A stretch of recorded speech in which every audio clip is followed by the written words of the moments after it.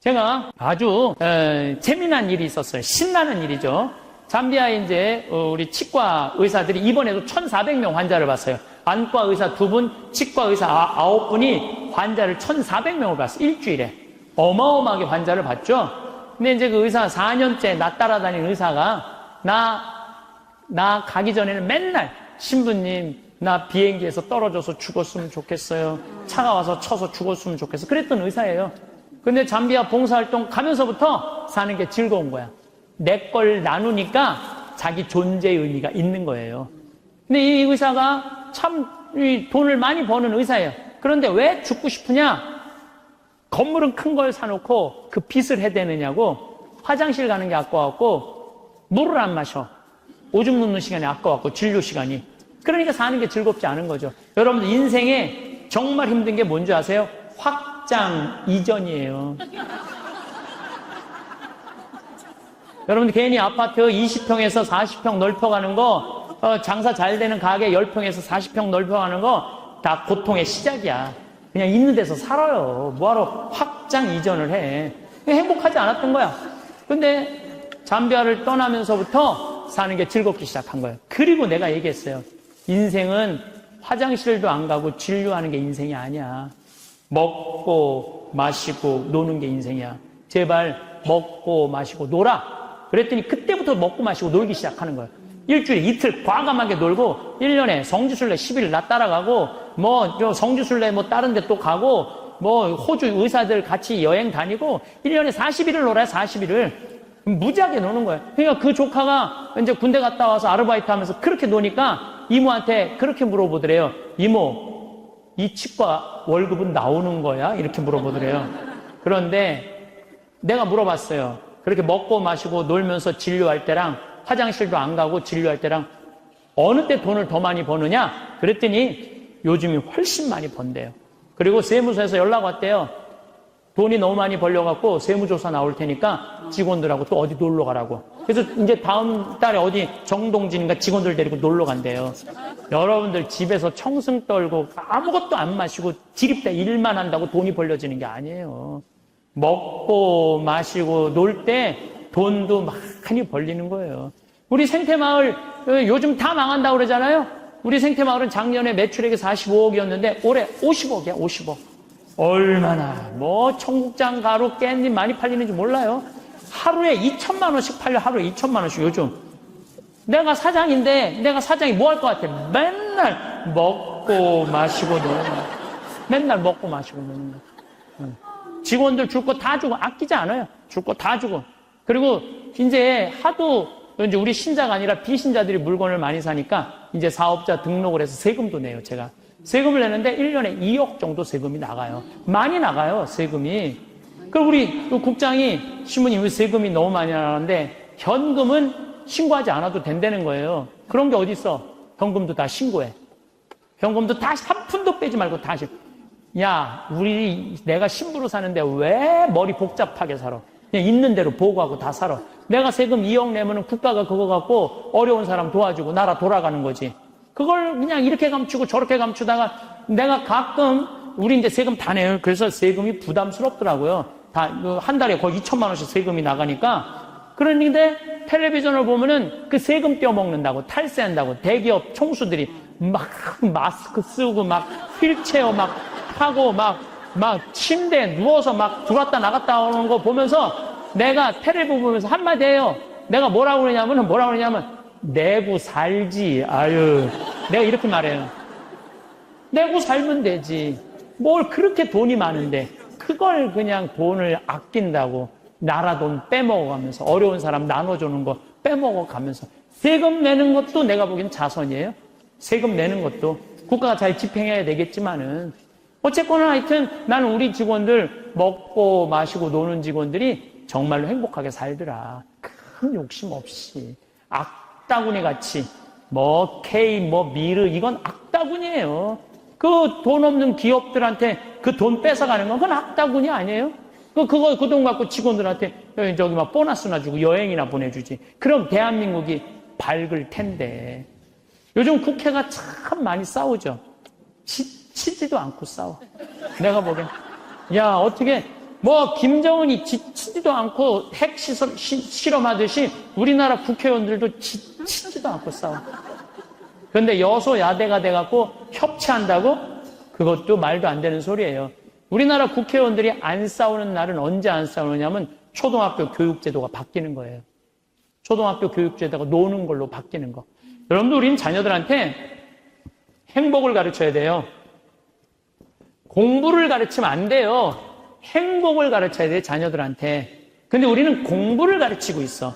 애들한테 이 세상에 와갖고 행복한 걸 가르쳐야 되는데 공부를 가르치고 있어요. 이거 좀 생각해봐야 될 문제예요. 나는 자식들한테 행복을 가르쳤나, 공부를 가르쳤나? 한번 생각해봐요. 뭘 가르쳤어요? 공부 가르치지 않았어요? 행복을 가르쳐야죠. 왜 공부를 가르쳐요? 2006년에 우리나라가 1년에 10만 명씩 조기 유학을 보냈어요. 2006년에 그때 조기 유학 붐불었어요. 얘네들이 딱 10년 지났어요. 결론이 나와 있어요. 지금 조기 유학 다 실패했어요. 90%가 다 실패했어요. 그러면은 초등학교 4학년, 5학년 애가 조기 유학을 떠나. 그러면 미국에 가면은요, 여권 심사대에서 막 영어로 막 물어봐요. 너 여기 왜 왔냐? 며칠 머무를 거냐? 뭐 때문에 왔느냐? 막 물어봐요. 그것도 한국말로 물어봐요? 영어로 물어봐요. 그럼 초등학교 4학년 애가 당황스러울 것 같아? 안 당황스러울 것 같아요? 당황스럽죠. 그리고 미국에 딱 가갖고 수업을 하면은요, 아무리 한국에서 영어 공부 열심히 잘해도 못 알아들어요. 얼마 동안? 1년 동안 못 알아들어. 걔가 무슨 죄를 졌다고 1년 동안 말도 못 알아듣는 데서 고생을 해야 돼? 그리고 여러분들 인종차별, 여러분들은 잘 모르지만은 저는 정말로 외국을 많이 다니면서 확실하게 인종차별 느껴요. 신부인 난데도 아주 농담하는 애들 많아요. 너 뭐하러 혼자 사느냐? 막 하느님이 네 뭐 애인이냐? 막 이래가면서 웃기지도 않게 인종차별해요, 걔네들이. 그럼 초등학교 4학년 애가 그 인종차별을 다 겪는 거야. 그러면 한국에서 걔한테 유학 한번 보내려고 그러면 9.11 테러 이후부터 미국은 외국인을 공립학교에 받아들이지 않아요. 다 어디에 들어가야 되냐면 사립학교에 가야 돼. 사립학교는 중학교, 고등학교 1년에 4천만 원, 5천만 원이에요. 등록금이. 1년에요. 1년에 4천만 원, 5천만 원이에요. 3년에 5천만 원이 아니고 기숙사비 3천만 원이에요. 방학이 4번인데 거기 못 있어요. 부모 없으면은 한국에 들어왔다 나갔다 해야 돼. 그러면 얘는 혼자 간 애는 계속 들어왔다 나갔다 해야 돼요. 그럼 비행기 값 1,000만 원이야. 그럼 1억이 나가야 돼요. 유학 보내면은. 그럼 우리나라 대기업 연봉 1억이거든요. 1억이면은요, 아버지는 아무것도 안 쓰고 얘한테 다 보내야 돼. 아버지는 아무것도 안, 아버지도 먹고 마시고 놀아야 되는 사람인데 그걸 못 하는 거예요. 그냥 자식하고 마누라 보내면은요, 더 아무것도 못 해. 그러니까 친구들도 하루 이틀 같이 놀아주는 거지. 저녁 같이 술도 못 먹자고 그래요. 내가 기러기 아빠들이랑 술 많이 먹었어, 옛날에. 먹어보면 그 얘기를 하면은 정말로 가슴이 아파요. 그러면은 하루 이틀 그러다가 이제 혼자 술집에 가는 거야. 혼자 술집에 뭐 장미 뭐 이런 데 가면은 그 아가씨가 아유 사장님 외로워 보여 이렇게 말하면은 내 마음을 알아주는 여자는 이 여자밖에 없구나. 그래서 뭐해? 사랑에 빠지는 거예요. 그걸 남들은 바람 핀다고 그러지. 네. 그래서 바람 피는 거예요. 혼자 외로우니까. 인간은 어쩔 수가 없거든요. 그 시간에 집에 들어가갖고 아이하고 아내하고 해주는 거 맛있게 먹고 마시고 놀았으면 그 사람 바람 안 폈을 거예요. 대기업의 부장 정도 올라갈 사람이면 열심히 산 사람이니까. 그렇죠?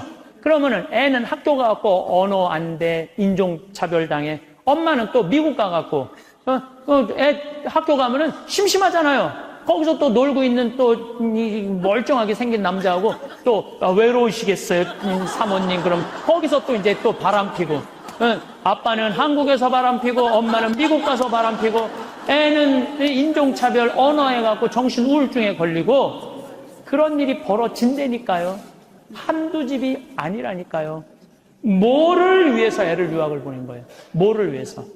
다 집안 풍비박산 만들어 놓고. 그러니까 애한테 공부를 가르치면 안 된다니까요. 행복을 가르쳐야 돼요. 우리가 뭐를 해서 행복한지. 그래서 10년 동안 간 애들 중에 정말로 한국에도 아니고 미국에도 아닌 애들 많아요. 이건 아무것도 아니야. 대학 졸업하고 유학을 가면요, 얘 심지라도 있어요. 대학 졸업해서 유학 가는 애들. 근데 초등학교, 중학교 때 가는 애들은 심지도 없는 애들이야. 내가 한국인지 미국인지 구분도 안 되는 애들이야. 그래갖고 적응 안 되면은 중학교에 가면은 유학원 한국 애들, 말 안 통하는, 영어 안 되는 애들끼리 모여요.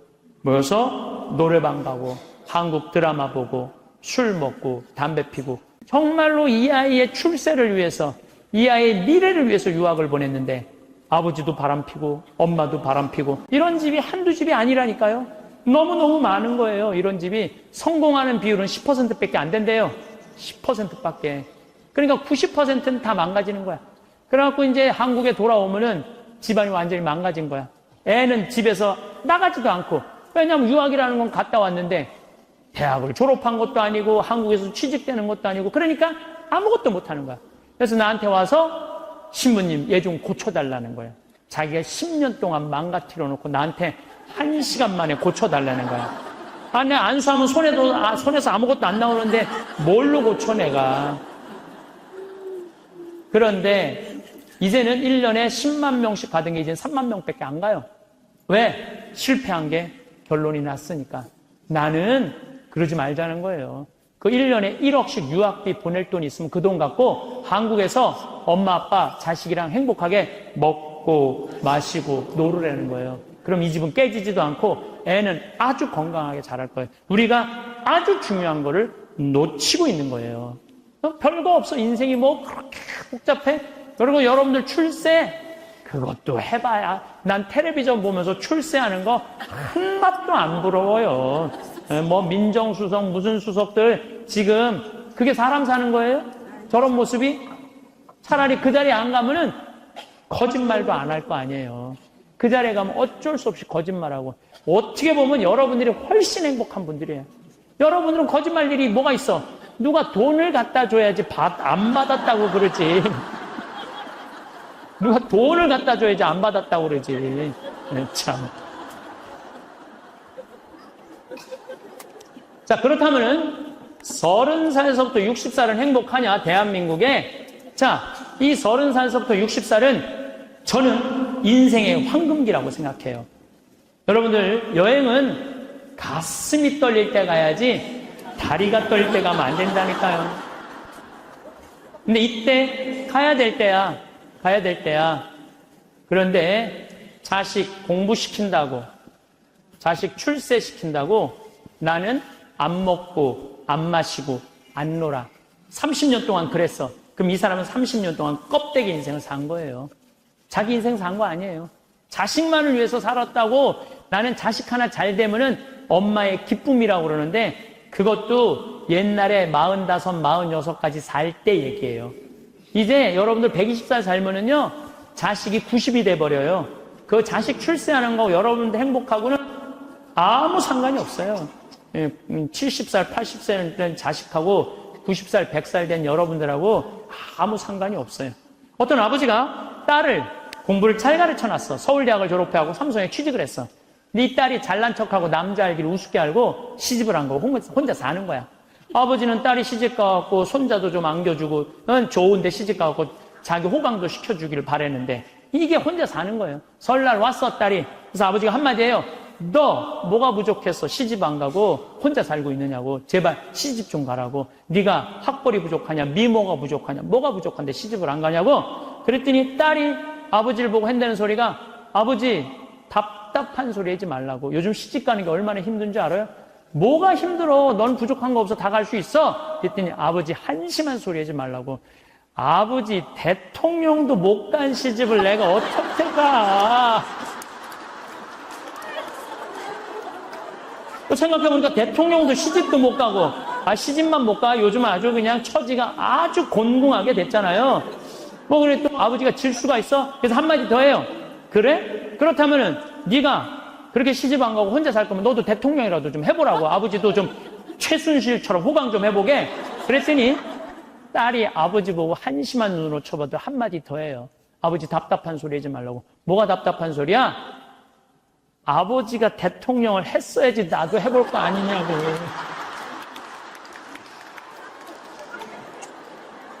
여러분들, 자식을 대통령 만들고 싶으면요, 여러분들이 먼저 대통령이 돼야 돼요. 자식을 출세시키고 싶으면 여러분들이 먼저 출세해야 돼요. 자식을 철들게 키우고 싶으면 누가 먼저 철이 들어야 돼? 여러분들이 먼저 철이 들어야 돼. 그런데 여러분들이 30살부터 60살까지 자식 출세만 바란다고 빈 껍데기로 30년을 살았어. 근데 여러분들이 철이 들 것 같아요? 지금 대한민국에 30살부터 60살 철든 사람이 얼마나 있을 것 같아요? 그래서 유학 보내고 자기는 한국에서 바람피고 아내는 미국 가서 바람피고 애는 정신병이 들어요? 철이 안 드는 거예요. 삶의 의미가 뭔지 모르고 살고 있는 거예요. 진정한 삶의 기쁨이, 진정한 삶의 행복이 뭔지 모르고 사는 거예요.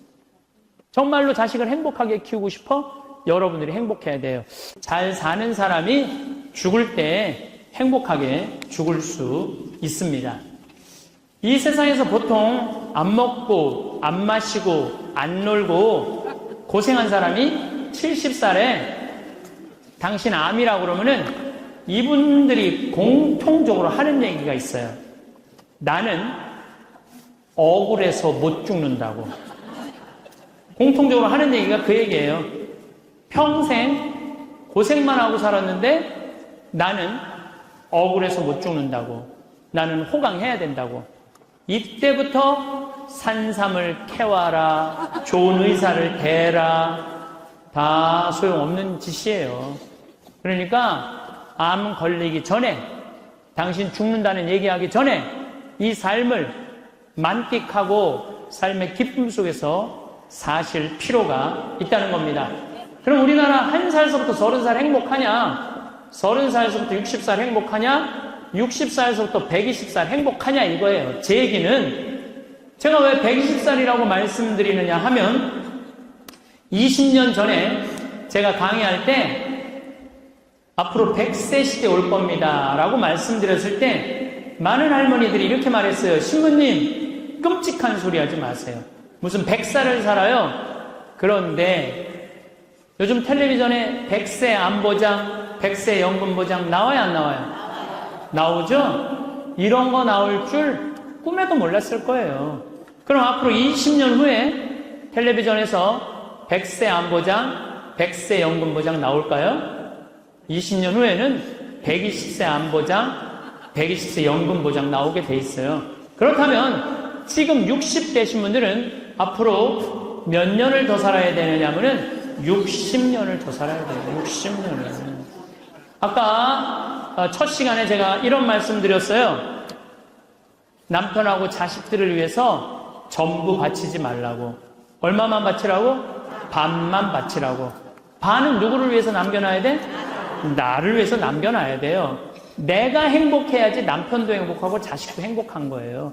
내가 불행한데 어떻게 남편하고 자식이 행복할 수 있습니까?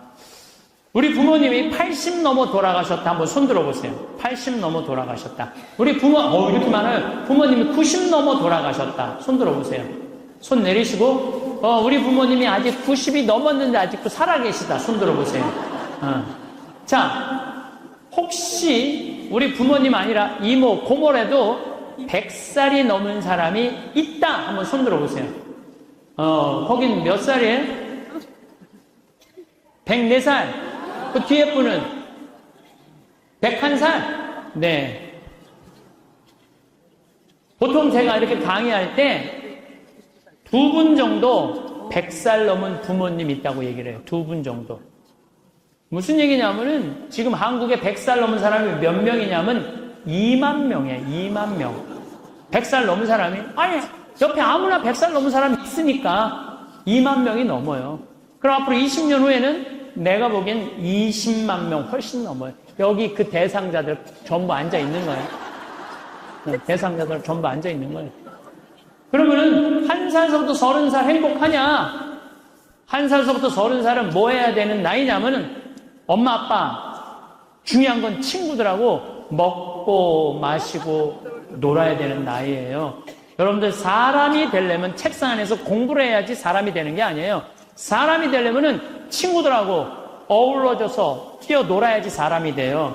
엄마 아빠랑 그 정을 느끼면서 뜨거운 어머니의 사랑, 아버지의 사랑을 느끼고 살아야지 사람이 되는 거예요. 책상 안에서 공부만 한다고 사람이 되는 게 아니에요. 근데 초등학교 1학년 애가 엄마 아빠 친구들이랑 좀 먹고 마시고 놀라고 그랬더니 엄마 아빠가 이렇게 말합니다. 이놈 새끼야, 네가 지금 먹고 마시고 놀 시간이 어딨어. 공부해야지. 초등학교 1학년 애가. 제가 한동안 영어학원을 다녔어요. 잠비아 이제 가느냐고. 영어학원 이제 지하에다 주차를 해놓고 1층에 애들이 타요. 애들이 타면 초등학교 애들이 타는 거죠. 영어학원 온다고 타는데 요만한 애가 가방을 2개를 메요. 앞에 하나, 뒤에 하나. 내가 물어봐요. 너 몇 학년이냐? 초등학교 1학년요. 그래요. 이거 가방을 왜 2개냐? 이거 학교 가방, 이거 학원 가방. 딱 그래, 애들이. 또 요즘 애들 중에 내가 너무 놀란 애들이 있어. 들어올 때 보면은 가방 안 메고 와요. 여행용 캐리어를 끌고 들어와. 여행용 캐리어를. 네, 캐리어를 끌고 다니는 애도 있어요. 보면은. 이거 초등학교 애가 학원을 13개까지 다니는 애를 봤어요. 얘는 엄마 아빠 친구들이랑 먹고 마시고 놀 시간이 없는 애예요. 중학교 올라가면은 자율학습 해야지, 보충학습 해야지, 학원 다녀야지. 엄마 아빠랑 먹고 마시고 놀 시간이 어딨어. 얘는, 인간은요, 언제 행복하냐면은 먹고 마시고 놀 때 행복한 거예요. 이거는 내가 요즘 인문학 교수들 얘기를 들어보면 결론은 그거야. 먹고 마시고 놀 때 행복하다고. 근데 너는 나중에 행복해. 넌 지금 나중에 행복하려면 지금 먹고 마시고 놀지 말어. 그래갖고 먹고 마시고 놀지 못하게 해요. 그럼 너 서울대학 가서 먹고 마시고 놀아. 그럼 우리나라 서울대학 가는 애들은, 공부하는 애들의 0.5%만 서울대학을 가요. 99%는 서울대학 못 가요. 99%는 가지도 못할 서울대학 때문에 20년 인생을 다 날려버리는 거예요. 얘네들은 먹고 마시고 놀지 못하는 거예요. 그래서 얘네들 안에 뭐가 없느냐면 기쁨이 없어요. 얘네들 안에 뭐가 없느냐면 행복이 없어요. 친구가 있어야지 사람은 행복한 거예요. 친구가 없는 사람은 판단력이 떨어지게 돼 있어요. 친구가 없는 사람은 정보가 취약할 수밖에 없어요. 그 부모로부터 받은 후광 외에는 아무것도 없었던 거예요. 지금 와서 보니까. 여러분들 자식들도 정말로 답답하게 키우고 싶으면은 계속 학원 보내면 돼요. 예. 그러면은 우리 대통령 같은 모습으로 나중에 변할 거예요. 그러니까 제일 중요한 거는 먹고 마시고 노는 거예요. 그럼 얘가 30년 동안 30살 이후부터 너 행복해야 돼. 그래서 30살부터 얘가 삼성에 취직해갖고 행복할 수 있다고 생각하세요? 우리말에 이런 말이 있어요. 먹어본 놈이 먹고 놀아본 놈이 논다고. 먹고 마시고 노는 것도 아무나 먹고 마시고 노는 게 아니에요. 먹고 마시고 놀 줄 모르면은 얘는 나중에도 행복할 수가 없어요. 우리 생태 마을은 직원이 40명이에요. 40명.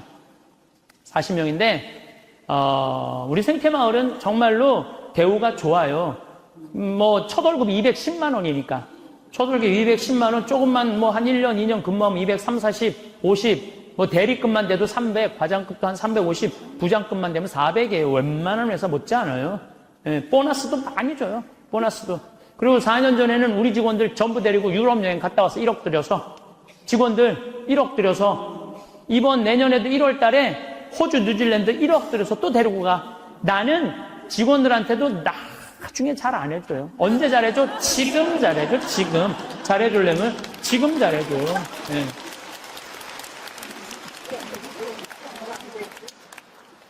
나는 가끔 무슨 공항에 20년 동안 청소하는 아줌마들 140만 원 월급 준다는 게 난 이해가 안 되더라고요. 그건 식구로 생각하는 게 아니에요. 우리 집에 와서 일하면은 내 식구인데 적어도 우리 집에서 일을 하면서 인간의 품위는 유지하고 살아야 될 거 아니에요.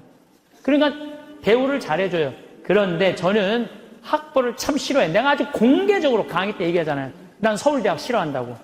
싫어요, 저는. 내가 서울대학 1년에 한 번씩 특강 꼭 가지만 그래도 싫어해요. 그래도 싫어해요. 네. 그래서 우리는 학벌을 따지지 않아. 직원 채용할 때. 서울대학을 나왔든 유학을 갔다 왔든 이대를 나오든 연대를 나오든 일반 대학을 나오든 중학교를 나오든 고등학교를 나오든 초등학교를 나오든 첫 월급은 똑같아. 다 210만 원이에요. 아무리 잘났어도 210만 원, 아무리 못났어도 210만 원. 거기서부터 내가 평가하겠다는 거예요. 그리고 왜 내가 학벌을 따지지 않느냐 하면은 매주 띄우는데 뭐하러 서울대 졸업장이 필요해. 매주만 잘 띄우면 되지. 그렇지 않아요? 아니, 매주가 서울대생만 보면, 아, 나 잘 떠야 되겠다, 이래요? 나는 행복한 사람이 매주도 잘 띄우더라고, 보니까. 이번에 우리 생태마을에서 깻잎을 4.5톤을 땄어요. 깻잎 장아찌 하려고 4.5톤 어마어마하게 땄어요. 그런데 깻잎 따는데 뭐하러 그놈의 2대 졸업장이 필요해. 그냥 그 2대가 뭐라고 그 온 나라를 뒤집어 가면서 2대 집어넣어갖고 참 웃기지도. 우리는 깻잎 따는데 2대 졸업자 필요 없어. 뭐만 잘하면 돼? 깻잎만 잘 따면 돼, 깻잎만. 그런데 우리 생태마을에 이렇게 대우가 좋고 나는 나름대로 어제도 제가 새벽에 부모님하고 좀 어디를 좀 갈 일이 있어갖고 새벽 4시에 집을 나오는데 별이 이게 여러분들하고 같이 나누고 싶어. 근데 새벽 4시에 평창에 있어야 돼, 그 시간에. 얼마나 영롱하고 아름다운지 참 좋아요. 너무너무 행복한 곳이에요, 우리 생태마을. 그런데 우리 생태마을에 누가 남아서 일을 하느냐? 가만히 봤더니 이제까지 200명도 더 왔다 가고 이력서도 이렇게 쌓여 있어요. 취직하겠다고. 근데 결국은 어떤 사람이 남아있느냐면은 부모님하고 친구들하고 어렸을 때 먹고 마시고 논 애들이 남아서 일하더라고요. 간혹 저한테 신부님 우리 애가 우울증이에요. 우리 애가 왕따 당했어요. 우리 애가 컴퓨터 중독이에요. 우리 애가 알코올 중독이에요. 신부님 사람 하나 살리는 셈 치고 우리 애 좀 받아주세요. 내가 또 마음이 약하니까 받아줘요. 받아주면은 3개월 이상을 못 버텨요. 본인이 그런다고 생태마을의 환경이 아무리 좋아도 그렇게 내가 아까 얘기했죠. 먹어본 놈이 먹고 놀아본 놈이 노는 거라고. 어렸을 때 불행하게 자란 애들은요, 그 공동체 안에서 직장 생활 못 해요. 아니, KBS에서도 실험을 했잖아요. IQ 좋은 애, 성적 좋은 애, 생활기록부 좋은 애, 이거 쉽게 말하면 먹고 마시고 노는 애. 초등학교 6학년 때 요 성적표를 가지고 30년 후에 추적을 해봤어요. 누가 행복하게 사나? 그랬더니 IQ 좋은 애도 아니고 성적 좋은 애도 아니고 뭐 좋은 애야? 생활기록부 좋은 애. 먹고 마시고 노는 애들이요. 결국은 잘 살더라 이거예요. 결국은. 그러니까 여러분들 자식들한테 너 공부 잘해야지 행복하다는 얘기는 틀린 얘기예요. 이 얘기가 핀란드에서는 이미 결론이 난 거예요. 핀란드는 초등학교 입학 조건이 뭔지 아세요? 잘 노는 애. 잘 노는 애가 입학 조건이에요. 입학, 이제 학생들 뽑으려고 전부 다 애들이 와 있잖아요? 근데 놀이시설을 딱 놀게 해요. 근데 한 애가 안 놀아. 그럼 부모 불러갖고 뭐라고 그러는지 알아요? 얘 유치원에 다시 보내라고. 왜 우리 애가 유치원에 가? 얘는 지금 노는 법을 모른다고. 놀아야지 사람이 되는 거예요. 놀아야지.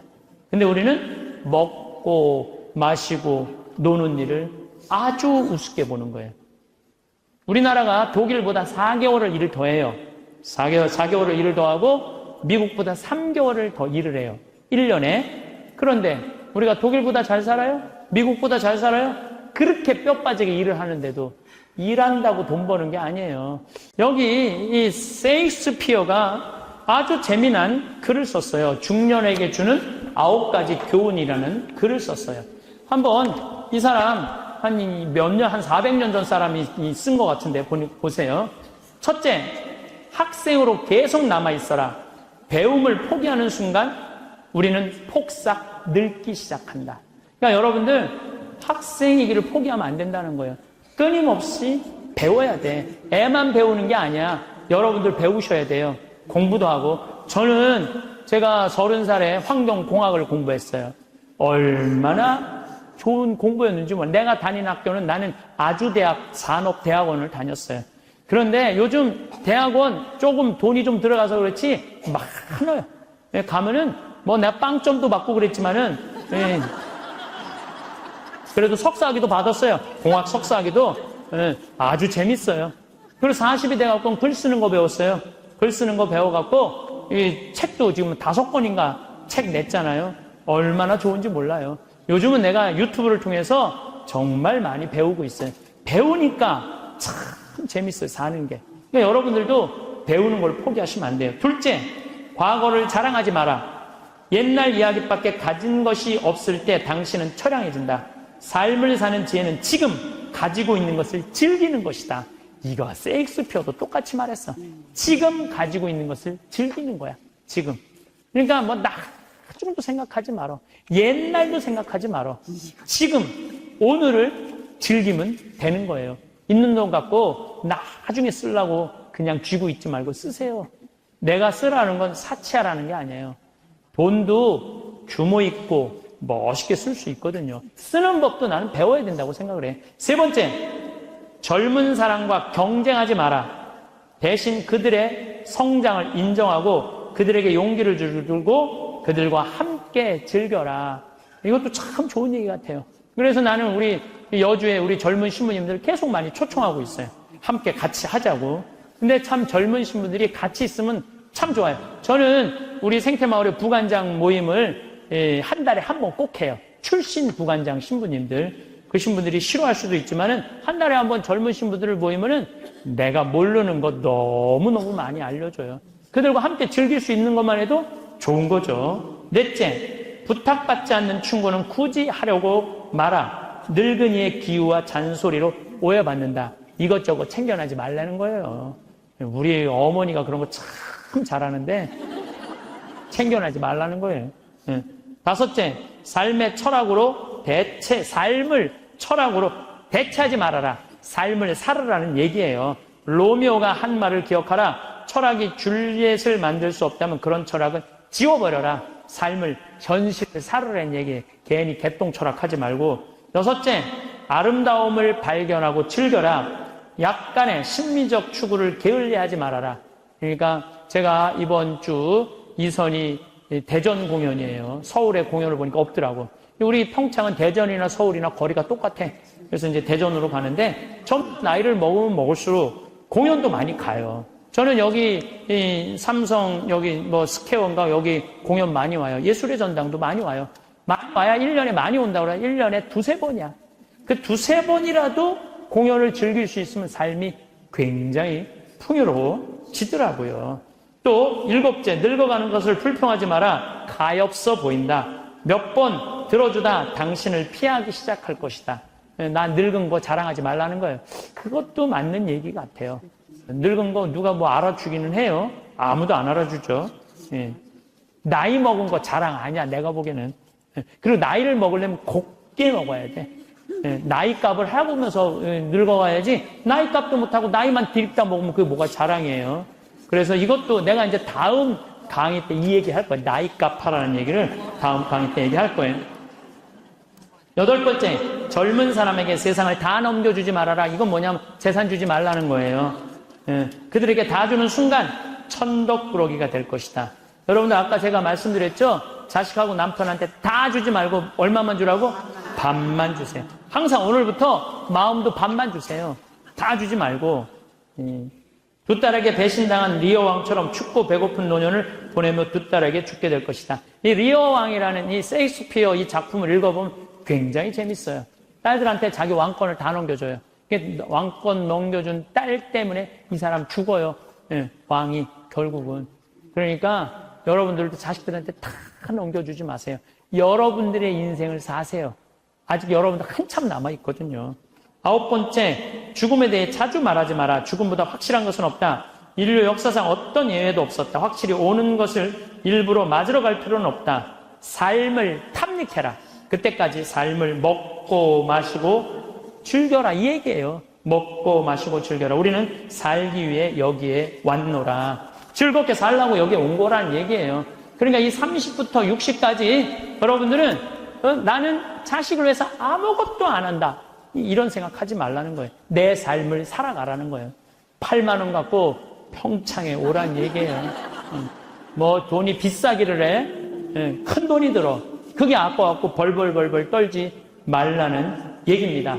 그러면 60살서부터 120살은 행복하냐? 60살서부터 120살 나는 자식한테 바라는 거 하나도 없어. 나는 보상 심리가 없어. 이거 다 거짓말이에요. 자식한테 왜 바라는 게 없어요? 얼마나 많이 바라는데요. 자식이 용돈 안 갖다 주고 전화 안 하고 찾아오지 않으면 섭섭하다고 얘기합니다. 여기 있는 분들 다 그렇게 얘기해요. 얘기 안 하는 분들 거의 없다고 보면 돼요. 그런데 여러분들 60살서부터 120살까지 어떻게 자식이 60년 동안 효도를 할 수가 있어요? 그게 가능하다고 얘기 그런 생각 드세요? 나는 60년 동안 효도 받아 먹을 거야. 60살서부터 120살까지. 이거는 있을 수 없는 얘기예요. 그리고 늙어서 자식이 효도하면 행복하고 자식이 효도하지 않으면 불행하고. 왜? 늙어서 행복을 자식한테 떠넘겨. 그냥 내가 행복하면 안 돼요? 왜 자식한테 그걸 힘든 걸 넘겨요? 그리고 여러분들 자식들 중에 여러분들 집에 태어나고 싶어서 태어난 놈은 한 놈도 없어요. 여러분들이 좋아서 난 거지. 그러니까 뭘로 끝내야 되냐면 키운 걸로 끝내야 돼. 그런데 보상 심리가 있어요. 내 자식이 의사야. 그러면 내 주머니에 돈이 1,000만 원 있어도 이 할머니 절대 너 돈으로 가서 안 사 먹어. 뭐라고 그러냐면 왜 내가 내 돈 주고 사 먹어? 잘난 의사 있는데 나는 의사 아들이 와서 사줄 때까지 나는 기다릴 거야. 기다려. 1년이고 2년이고 기다려. 의사 아들이 와서 사줄 때까지. 근데 여러분들 자식이 무슨 무당이야? 막 수술하다가 엄마가 오늘 갈비 먹고 싶어 하네? 내가 가서 갈비 사줘야지. 전화해요. 엄마, 내가 막 수술하다가 생각이 나는데 엄마 오늘 갈비 먹고 싶었지? 내가 오늘 가서 사줄게. 라고 전화하는 자식은 대한민국에 단 한 명도 없습니다. 지금 70, 80 된 나 갈비 먹고 싶은 거 누구만 알아? 나만 알아요. 여러분들 이걸 아셔야 돼요. 여러분들은 자식 생각밖에 없지만 자식은 여러분들 생각 없어요. 그건 확실합니다. 왜냐면 이게 실험의 결과가 나왔어요. 어떤 실험을 했느냐면 요즘은 사랑의 감정을 촬영할 수 있대요.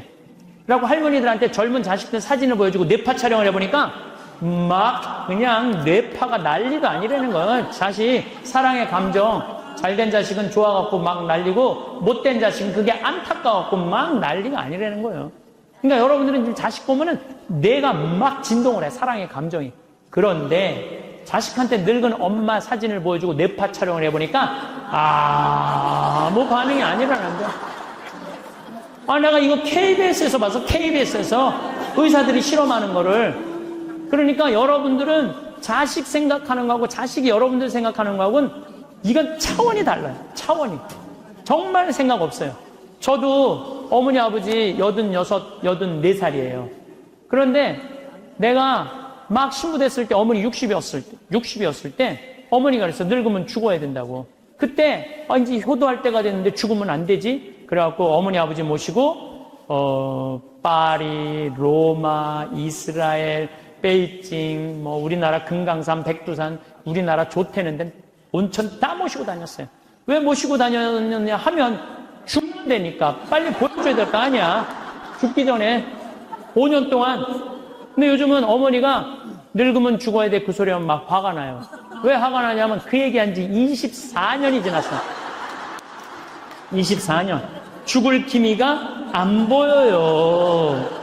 요즘 어떻게 잘 드셔서 그런지 완전히 얼굴이 새색시 같아. 새색시. 얼마나 이쁜지 몰라. 그러니 죽겠어요? 안 죽어요. 그럼 24년을 내가 효도를 할 것 같아요? 5년 하고 끝났어요, 나도. 5년 하고. 요즘은 나 강의 막 다니다 보면 한 달 동안 한 번도 생각 안 할 때 있어요. 한 번도. 근데 어머니는 아침에 일어나고 제일 먼저 나 위해서 묵주기도 20도 안 한대요. 하루 종일 아들 생각하는 거지. 집에 가보면 온통 내 사진이야, 그냥. 온통 내 사진. 그런데 놀라운 건 우리 사제관은 어머니, 아버지 사진 하나도 없어요. 하나도. 그런데 나만 그렇겠어요. 여러분들 자식들 먹고 살기 바쁜데 생각 안 해요. 그러니까 이제 내 인생의 주인공은 누구라고 생각하면 돼? 나라고 생각하면 돼. 그러니까 내가 지금 갈비 먹고 싶은 거 누구만 알아? 나만 알아. 그럼 누가 사줘야 돼? 내가 사줘야 돼. 누구 돈으로? 내 돈으로. 무슨 돈으로? 집 잡혀서 사줘야 돼요. 집 잡혀서. 그런데 우리나라 노인이 지금 700만 명이에요. 65세 이상이. 그러면은 부부가 산다고 하면 350만 세대죠? 350만 세대 중에 집 잡혀서 주택연금으로 사는 세대는 3만 5천 세대에 지금. 그럼 100명 중에 1명만 연금으로 사는 거예요. 자, 나 65세 넘었다. 한번 손 들어봐. 65세 넘었다. 왜 손 안 들어? 여기 지금 다 내 눈에 보이는데. 이렇게 많아. 자, 손 내리세요. 자, 이 중에 나 정말로 집 잡혀서 연금으로 생활하고 있다면 손 들어보세요.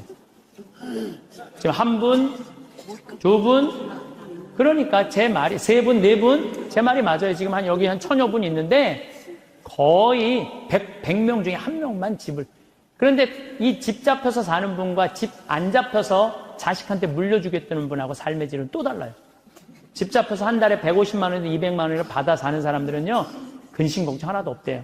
마음이 그렇게 편안하대요. 그런데 자식들 용돈 받고 집 물려줄 생각으로 용돈 받고 사는 분들은 어떤 달은 자식이 10만 원도 갖다 주고 20만 원도 갖다 주고, 우리나라 평균 용돈이 10만 원이에요. 평균 부모님한테. 그럼 20만 원도 갖다 주고 30만 원도 갖다 줘. 근데 어떤 달은 100만 원도 갖다 줘. 100만 원도 갖다 주면 이 할머니가 그 돈을 못 써요. 왜 못 쓰는 줄 아세요? 다음 달에 얼마를 갖다 줄 줄 알고 이거 홀딱 깎았어. 그러니까 계속 불안하게 사는 거야. 계속. 그럼 늘 불만 속에서 사는 거야. 내 인생의 주인공은 난데 남한테 계속 기대고 사는 거예요. 그러시지 마세요. 내 강의를 듣고 정말로 당신 스스로 갈비를 사 먹으러 간 할머니들이 나한테 편지 많이 해요. 또 찾아도 많이 와요. 신부님 말대로 내 돈으로 사 먹어보니까 인생이 바뀌더래요. 어떻게 바뀌느냐면 더 이상 자식 기다리지 않게 되더래요. 그리고 더 이상 원망하지 않게 되더래요. 더 이상 섭섭한 거 없더래요. 그냥 내 돈 갖고 내가 사 먹으면 되지. 대신 너는 나한테 재산 끝이야. 이렇게 딱 정리가 되고 나니까 너무 편안하더래요. 그리고 남은 인생은 내가 책임질 수 있겠다라는 자신감이 생기더래요. 그래서 너무 감사하다고. 너무너무 감사하다고. 아니, 그 할머니 중에 내 강의에 딱 맞는 할머니 한 분 오셨어. 여기 여의도에 사는 분인데 개신교 다니는 분이야. 순복음교회 다닌대요. 빌딩이 3개가 있대. 우리 집에 왔는데 하여튼 에쿠스 900인가 리무진인가를 타고 왔는데 어마어마하게 좋은 차를 타고 왔어요. 예, 에쿠스가 아니라 제너시스. 그 기사를 대갖고 왔어. 근데 그러는 거예요. 신부님, 내가 40에 혼자 돼갖고 아들 셋을 키웠다는 거. 신부님 말대로 의사, 교수, 사장이라는 거예요. 근데 2년 전까지는 내가 너희들 그렇게 키웠는데 왜 나 한번 안 찾아오느냐. 맨날 원망했대요. 근데 어느 날 갑자기 내가 그러더래요. 늙어서 갈비 먹고 싶으면 지 돈으로 사 먹으라고. 왜 자식을 기다리느냐고. 근데 자기 돈으로 사 먹어보니까 더 이상 안 기다려지더래요. 섭섭한 거 없더래요. 그리고 사는 게 너무너무 즐겁더래. 내 자식하고의 이런 관계를 끊고 내 삶을 살다가 보니까 걸리는 게 하나도 없대. 그러니까 여러분들도 그렇게 사셔야 돼요. 언제까지 자식하고 엉겨서 그걸 살 수 있다고 생각하세요? 그냥 내 인생의 주인공은 나야. 내가 알아서 살아야 돼. 그래서 여러분들의 인생을 꼭 사시기를 바랍니다. 우리는 살면서 언제부터인가 행복을 다른 곳에서 찾으려 합니다. 아이들이 좋은 대학에 들어가고 좋은 직장을 구하고 결혼을 잘하면 그때서야 마음이 편할 거라고 생각합니다. 통장 잔고가 늘어나고 집이 커지고 남들이 부러워할 만한 무언가를 가져야만 비로소 행복해질 수 있다고 믿어왔지요. 하지만 정말 그럴까요? 돌이켜보면 그렇게 바라던 것들을 하나씩 이루어냈을 때도 마음 깊은 곳에는 여전히 허전함이 남아 있었습니다. 아이가 원하는 대학에 합격했을 때는 잠깐 기뻤지만 곧 취업 걱정이 밀려왔습니다. 집을 샀을 때는 뿌듯했지만 이번에는 더 좋은 동네, 더 큰 평수가 눈에 들어왔지요. 마치 목마른 사람이 바닷물을 마시는 것처럼 채워도 끝이 없는 갈증만 더해갔습니다. 특히 자녀들의 성공에 우리 인생의 의미를 모두 걸어놓는 경우가 많습니다. 아이들이 잘 되면 내가 성공한 부모가 되고 아이들이 어려우면 내가 실패한 부모가 되는 것처럼 느껴집니다. 자식을 위해 헌신하는 것이 부모의 도리라고 생각하며 내 꿈과 내 시간, 내 행복까지도 모두 미뤄두었지요. 하지만 아이들은 어느새 자라서 각자의 길을 걸어가고 정작 나는 혼자 남겨진 채 무엇을 해야 할지 모르게 됩니다. 그런데 가만히 생각해보면 진짜 행복했던 순간들은 따로 있었습니다. 봄날 따스한 햇살 아래에서 느꼈던 평온함, 오랜 친구와 나눈 진솔한 대화, 손자 손녀가 환하게 웃으며 달려와 안겼을 때의 벅찬 감동, 좋아하는 책을 읽으며 보낸 조용한 오후, 정성스럽게 가꾼 화분에서 꽃이 피었을 때의 뿌듯함. 이런 작은 순간들이 사실은 우리에게 가장 큰 기쁨을 주었던 것이 아닐까요? 행복은 어디 먼 곳에 숨어 있는 보물이 아닙니다. 행복은 바로 지금 이 순간에 있습니다. 내가 숨을 쉬고 있다는 것, 따뜻한 차 한 잔을 마실 수 있다는 것, 사랑하는 사람들과 함께 시간을 보낼 수 있다는 것. 이 모든 것이 얼마나 소중하고 감사한 일인지 문득 깨닫게 됩니다. 물론 현실적인 걱정들이 없을 수는 없습니다. 건강도 챙겨야 하고 경제적인 준비도 필요하지요. 하지만 이런 것들에만 마음을 빼앗겨 정작 중요한 것을 놓치고 있는 것은 아닌지 돌아볼 필요가 있습니다. 우리가 진정 원하는 것은 남들에게 보여주기 위한 겉모습이 아니라 내 마음이 평안하고 만족스러운 하루하루가 아닐까요? 이제는 다른 사람의 눈치를 보며 사는 것에서 벗어나도 좋을 때입니다. 자녀가 부모의 기대에 부응하며 살아야 한다고 생각했다면 이제는 그 자녀들도 자신만의 인생을 살아갈 권리가 있다는 것을 인정해야 합니다. 그리고 나 역시 나만의 방식으로 행복을 찾아갈 권리가 있다는 것을 받아들여야 하지요. 진정한 행복은 거창한 성취나 남들의 인정에서 오는 것이 아닙니다. 오늘 아침에 마신 커피 한 잔의 향기에서, 창밖으로 보이는 하늘의 구름에서, 오랜만에 들은 좋아하는 노래에서 찾을 수 있습니다. 행복은 우리가 만들어가는 것이고 우리 안에 이미 있는 것입니다. 이제 그것을 발견하고 키워나가는 일만 남았습니다. 배움과 성장의 자세, 나이가 들수록 이제 배울 것도 없고 새로울 것도 없다 말하는 분들을 종종 만납니다. 마치 인생의 모든 것을 다 경험해봤고 더 이상 놀랄 일도 없을 것처럼 말하지요. 하지만 정말 그럴까요? 세상은 매일매일 변하고 있고 우리가 아직 모르는 것들이 무궁무진하게 많습니다. 더 중요한 것은 같은 것을 보더라도 어제와 오늘의 내가 다르기 때문에 새로운 깨달음을 얻을 수 있다는 점입니다.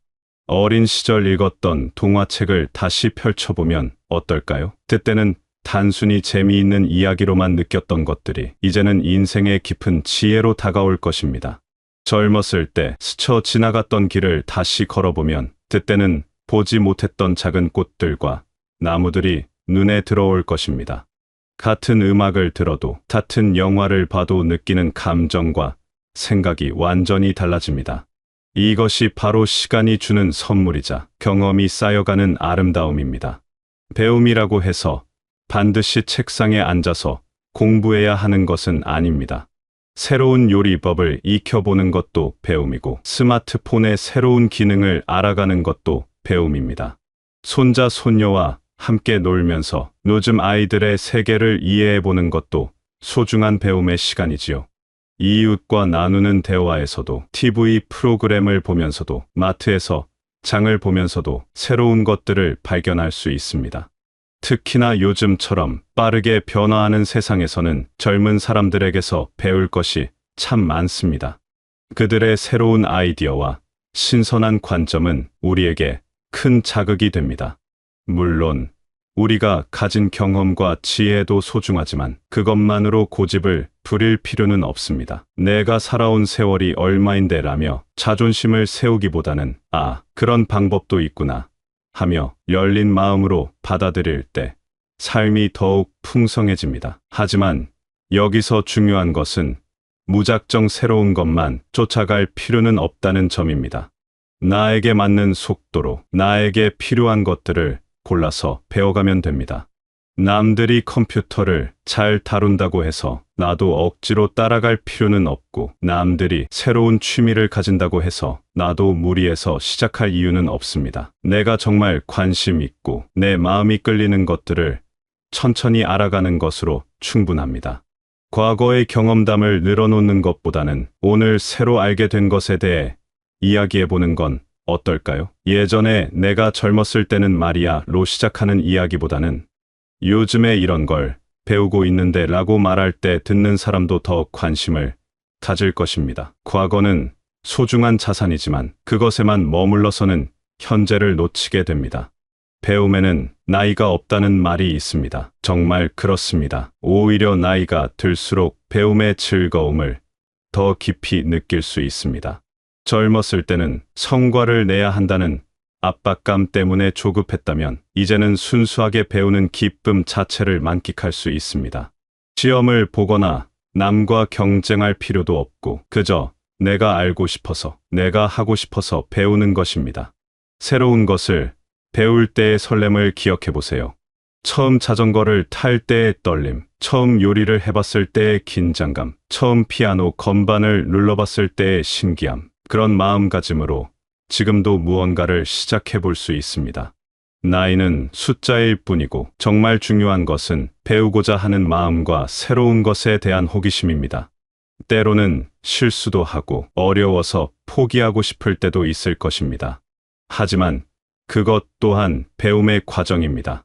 완벽하지 않아도 괜찮고 남들보다 느려도 상관없습니다.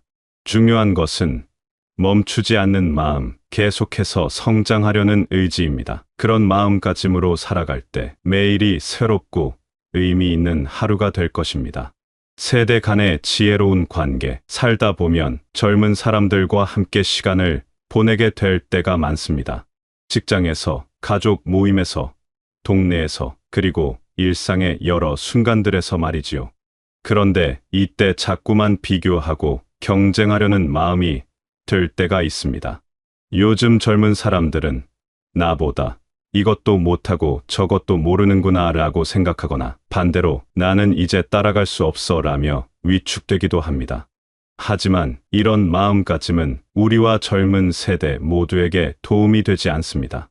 생각해보면 우리 각자가 살아온 시대가 다릅니다. 우리가 젊었을 때와 지금의 젊은 사람들이 사는 세상은 완전히 다른 모습이지요. 우리는 편지를 쓰며 소중한 사람과 마음을 나눴고 그들은 메신저로 순식간에 감정을 주고받습니다. 우리는 도서관에서 책을 찾아 읽으며 지식을 쌓았고 그들은 인터넷에서 원하는 정보를 바로 찾아봅니다. 어느 것이 더 좋고 나쁜 것이 아니라 그저 다른 환경에서 자란 것일 뿐입니다. 젊은 사람들은 새로운 기술을 빠르게 받아들이고 변화에 유연하게 적응합니다. 그들의 창의적인 아이디어와 도전 정신은 정말 놀랍습니다. 하지만 우리에게는 오랜 시간 축적해온 경험과 지혜가 있습니다. 인생의 여러 고비를 넘기며 얻은 통찰력과 수많은 시행착오를 통해 배운 삶의 지혜는 그 무엇과도 바꿀 수 없는 소중한 자산입니다. 서로 다른 강점을 가지고 있는 것이지 누가 더 우월하다고 말할 수는 없는 것이지요. 그렇다면 이런 차이를 어떻게 받아들여야 할까요? 우선 인정하는 것부터 시작해야 합니다. 젊은 사람들이 새로운 것을 잘 다룬다고 해서 우리가 부족한 것이 아니고 우리가 경험이 풍부하다고 해서 그들이 모자란 것도 아닙니다. 각자가 가진 것들이 다를 뿐이고 그 다름이 오히려 서로를 풍요롭게 만들 수 있습니다. 예를 들어 손자, 손녀와 함께 게임을 할 때를 생각해 보세요. 아이들은 게임 조작은 능숙하지만 때로는 급하게 서두르다가 실수를 합니다. 반면 우리는 조작은 서툴지만 차근차근 생각해서 더 좋은 전략을 세울 수 있습니다. 서로의 부족한 부분을 채워주면서 함께 게임을 즐기는 것, 이것이야말로 세대 간 만남의 아름다운 모습이 아닐까요? 직장에서도 마찬가지입니다. 젊은 동료들이 새로운 프로그램을 빠르게 익힐 때 우리는 그들을 부러워하거나 경쟁하려 들지 말고 대신 우리가 가진 업무 노하우와 인간관계의 지혜를 나누어 줄 수 있습니다. 이런 상황에서는 이렇게 하는 것이 좋더라는 조언이나 이 일을 할 때는 이런 점을 주의해야 한다는 경험담은 그들에게 큰 도움이 됩니다.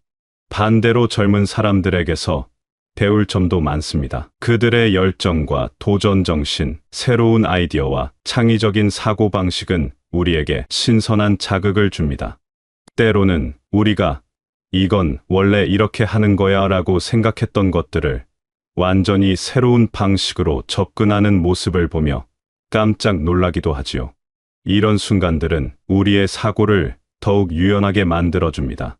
중요한 것은 서로를 존중하는 마음입니다. 요즘 젊은 사람들은 버릇이 없어 라고 일반화하거나 나이 들어서는 새로운 걸 못 배워 라고 스스로를 깎아내릴 필요가 없습니다.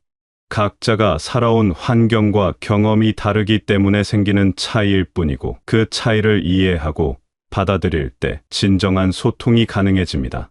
가족 관계에서도 마찬가지입니다. 자녀들이나 며느리, 사위들과의 관계에서 내가 더 많이 알고 있다는 생각으로 일방적으로 조언하려 하거나 반대로 나는 이제 뒤처졌다, 위축될 필요가 없습니다. 서로 다른 관점을 가진 동등한 인간으로서 대화하고 서로의 의견을 존중할 때 더욱 건강한 관계를 유지할 수 있습니다. 젊은 사람들과의 만남은 우리에게 활력을 주고 우리와의 만남은 그들에게 안정감과 지혜를 전해줍니다. 경쟁이나 비교가 아닌 상호보완의 관계로 바라볼 때 세대를 뛰어넘는 아름다운 우정과 신뢰가 생겨날 것입니다. 나이나 경험에 많고 적음으로 서열을 나누는 것이 아니라 각자의 고유한 가치를 인정하고 서로에게서 배울 점을 찾아가는 것. 그것이야말로 진정으로 성숙한 어른의 모습이 아닐까 생각합니다. 결국 우리 모두는 같은 하늘 아래에서 각자의 방식으로 살아가고 있는 사람들입니다. 나이와 경험의 차이는 있지만 행복을 바라고 사랑받고 싶어 하는 마음은 모두 똑같습니다. 그 공통분모를 바탕으로 서로를 이해하고 존중할 때 세대 간의 벽은 자연스럽게 무너지고 더 따뜻한 관계를 만들어갈 수 있을 것입니다. 그렇다면 이제 어떻게 시작해야 할까요? 거창한 계획을 세울 필요는 없습니다. 오늘 아침 일어나서 창밖을 바라보며 오늘은 어떤 좋은 일이 있을까 하고 작은 기대를 품어보는 것부터 시작하면 됩니다. 커피 한 잔을 마시면서 그 향과 따뜻함을 천천히 느껴보고 길에서 만난 이웃과 안부 인사를 나누며 오늘 처음 보는 꽃이나 구름 모양에 잠시 시선을 머물러 보는 것. 이런 작은 순간들이 쌓여 우리 삶에 진짜 행복이 됩니다. 새로운 무언가를 시작해보는 것도 좋습니다. 늘 하고 싶었지만 이뤄두었던 일들, 예를 들어 책 한 권을 읽어보거나 오랫동안 연락하지 않았던 친구에게 안부 전화를 걸어보거나 동네 한 바퀴를 천천히 산책해보는 것만으로도 충분합니다. 거창할 필요가 없어요. 중요한 것은 내가 원하는 것, 내가 좋아하는 것을 스스로 선택하고 실행한다는 마음가짐입니다. 다른 사람들과의 관계도 새롭게 바라볼 수 있습니다. 자녀들에게는 잘 지내고 있다, 걱정하지 마라는 안심의 메시지를 전하면서도 그들이 자신의 길을 걸어갈 수 있도록 믿어주고 응원해주면 됩니다. 젊은 사람들과 만날 때는 그들의 활력과 새로운 생각을 배우려는 열린 마음으로 대하고 나와 비슷한 또래의 사람들과는 서로의 경험과 지혜를 나누며 동반자가 되어주면 됩니다. 실수를 하거나 완벽하지 않아도 괜찮습니다. 오히려 그런 모습이 우리를 더 인간답게 만들어줍니다. 어제 못했다면 오늘 다시 시도해보고 오늘도 안 된다면 내일 또 해보면 됩니다. 이제는 누구에게 보여주기 위해 사는 것이 아니니까 내 속도에 맞춰 천천히 가면 되는 거예요. 길을 잘못 들었다고 생각되면 언제든 방향을 바꿀 수 있고 새로운 길을 만들어갈 수도 있습니다. 건강을 챙기는 것도 자신에 대한 사랑의 표현입니다. 몸이 아프면 제때 병원에 가고 마음이 힘들면 믿을 만한 사람에게 이야기를 털어놓으면 됩니다. 혼자 끙끙 앓지 말고 도움이 필요할 때는 당당하게 요청하세요. 이것은 의존이 아니라 지혜로운 선택입니다. 가끔은 젊었을 때의 꿈을 꺼내보는 것도 좋습니다. 그때는 이루지 못했지만 지금이라면 다른 방식으로라도 시도해볼 수 있는 것들이 있을 거예요. 화가가 되고 싶었다면 수채화 교실에 나가보고, 여행을 좋아했다면 근처 명소라도 찾아가보고, 요리에 관심이 있었다면 새로운 레시피에 도전해보는 식으로 말이죠. 나이는 숫자일 뿐이고 꿈에는 유효기간이 없으니까요. 무엇보다 자신에게 관대하고 친절해지시길 바랍니다. 평생 많은 것을 이뤄내고 수많은 어려움을 견뎌내고 다른 사람들을 위해 헌신해온 당신은 이제 자신을 위한 시간을 가져도 됩니다. 아니, 가져야 합니다. 당신이 행복해야 주변 사람들도 더 행복해질 수 있으니까요.